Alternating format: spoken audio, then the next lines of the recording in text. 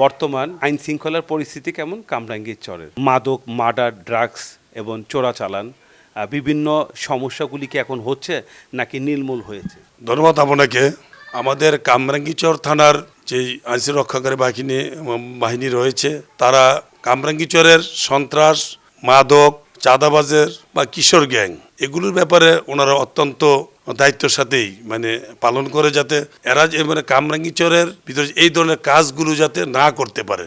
এরপর বিশাল বড় একটি কামরাঙ্গীচর, এখানে প্রায় 20 থেকে 22 লক্ষ জনগণের বসবাস। কামরাঙ্গীচর থানা হয়তো বা 120 জন এখানে আইন শৃঙ্খলা রক্ষাকারী বাহিনী রয়েছে। এত বড় কামরাঙ্গীচরের জন্য এই অল্প কিছু পুলিশ সংখ্যক দিয়ে এটা পুরোপুরিভাবে নিয়ন্ত্রণ করা সম্ভব না।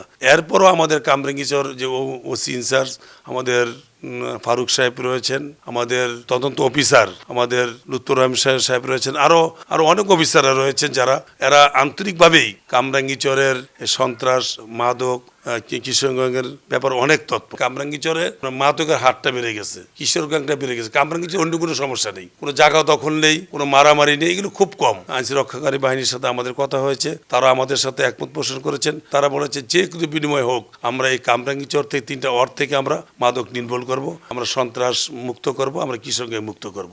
এই জন্য আমি আমার কামরাঙ্গীচরের আইন রক্ষাকারীর বাহিনীর সদস্য যারা এখানে আছেন, আমাদের ওসি মহোদয় সাহেব আছেন, আমাদের ওসি তদন্ত রয়েছেন, তারাও আমাদেরকে বলেছে যে আপনারা আমাদেরকে সহযোগিতা করবেন। ইনশাল্লাহ আমরা এই আশ্বাস দিয়েছি যে আমরা অবশ্যই আপনাদেরকে সহযোগিতা করব। আর আমরা যদি একত্রিত আমরা যে কাজ করি এলাকার জনগণ এবং কি আমরা যদি আইন শৃঙ্খলা রক্ষাকারী একসাথে আমরা কাজ করি, অবশ্যই আমরা এই এলাকা থেকে, এই কামরাঙ্গীচর থানার থেকে যে মাদক ব্যবসা আছে, যেই কিশোর গ্যাং আছে, এগুলি অবশ্যই আমরা নির্মূল করতে পারবো ইনশাল্লাহ। এই জন্য আমি ধন্যবাদ জানাচ্ছি ঢাকা ডিএমপির পুলিশ কমিশনার মুসলিম উদ্দিন আহমেদ সাহেবকে, আমি ধন্যবাদ জানাচ্ছি আমাদের ঢাকা লালবাগের উপ পুলিশ কমিশনার জনাব তালেবুর রহমান সাহেবকে, ধন্যবাদ জানাচ্ছি আমাদের আইজি মহোদয় সাহেবকে, আমি ধন্যবাদ জানাচ্ছি কামরাঙ্গীচর থানার আইন শৃঙ্খলা বাহিনীর সকল সদস্যকে। কথা বলে এই সময়ের পথে চলে, এই সময় সমাজের কথা বলে, এই সময় সময়ের পথে চলে, সবার কথা বলে। এই সময়